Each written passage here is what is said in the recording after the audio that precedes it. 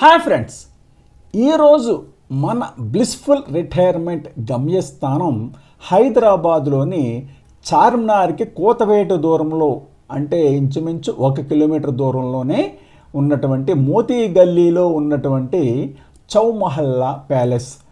ప్రస్తుత కాలంలో మరి రాజులు పరిపాలించేటువంటి కోటలు చాలా చోట్ల శిథిలమైపోయి ఉన్నాయి. కానీ అసఫ్ జాహీలు లేటెస్ట్గా పరిపాలించారు కాబట్టి, అసఫ్ జాహీల్ని నిజాములు అంటారు అనమాట, నిజాం ప్రభువులు అంటారు.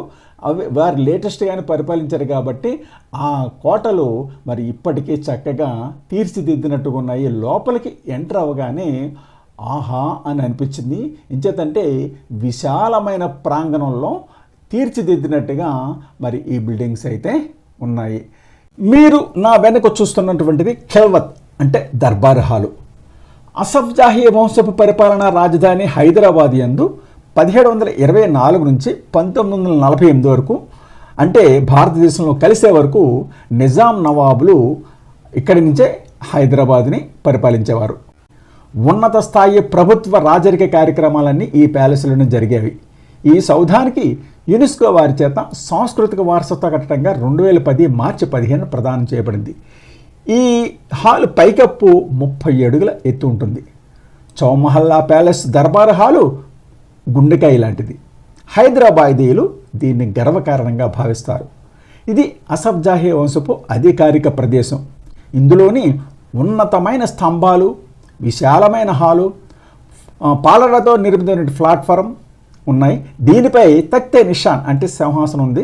నిజాములు ఇక్కడ తమ దర్బారును సమావేశపరిచేవారు. అదిగో మీరు చూస్తున్నటువంటి ఫోటో. మరి నిజాములు ఇక్కడ పట్టాభిషేకం జరుపుకునేవారు. అలాగే సభ జరిపడితే కొన్ని దశాబ్దాలు పట్టిందనమాట. ఈ కాలంలో అనేక నూతన వరవడులకు ఈ ప్రాంగణం చవిచూసింది. ఇక్కడ చౌమహల్లా ప్యాలెస్లో 2 ప్రాంగణాలు ఉన్నాయి, దక్షిణ ప్రాంగణం, ఉత్తర ప్రాంగణం. వీటిలో అనేకమైన సుందర సౌధాలు ఉన్నాయి, దర్బార్ హాల్ ఉంది, నీటి ఫౌంటైన్ ఉంది, ఉద్యానవనాలు ఉన్నాయి. మరి అంత అద్భుతమైనటువంటి శిల్పశైలికి రాజసం ఉట్టిపడేటువంటి భవనం ఈ ఖిల్వత్. ఈ దర్బార్ హాల్లోనే ప్రస్తుత 9వ నిజాం వారసుడిగా పరిగణించబడుతున్నటువంటి అజ్మత్ జా 20 జనవరి 2023న పట్టాభిషేకం జరుపుకున్నారు. మనం లెఫ్ట్ సైడ్కి చూసినట్లయితే, కిటికీలను చూసినట్లయితే ఈ రాజప్రసాదం యొక్క విశాలమైన ఖాళీ స్థలం మనకు కనపడుతుంది. చెట్లతోటి చాలా బ్యూటిఫుల్గా అయితే ఈ మైదానం అంతా ఉంటుంది. కత్తులు, కటారులు, పిడిబాకులు, ఫిరంగులు, తుపాకులు ఉన్నాయి.